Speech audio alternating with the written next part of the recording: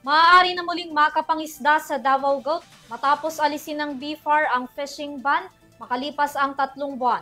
Ginagawa ang hakbang dahil sa taunang closed fishing season para pangalagaan ng maliliit na isda. Tunghayan ang aking report. Tuluyan nang inalis ng Bureau of Fisheries and Aquatic Resources o BFAR ang 3 buwan na fishing ban sa Davao Gulf na nagsimula noong June 1 at natapos noong August 31. Ang naturang hakbang ay bahagi ng taunang closed fishing season na matagal nang ginagawa ng BFAR para maprotektahan ang mga maliliit na pelagic fish species nang sa gayon ay may panahon ng mga itong magparami at lumaki. Kabilang din sa mga ito ang mga galunggong, karabalyas at matambaka.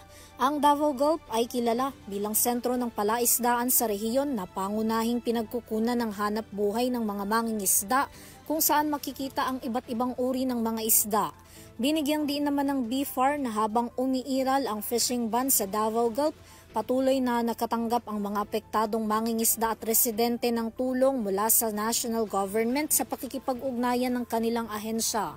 Sa katunayan, mula June hanggang August, nakapagbigay ang Department of Social Welfare and Development o DSWD ng mga food packs sa mga apektadong residente.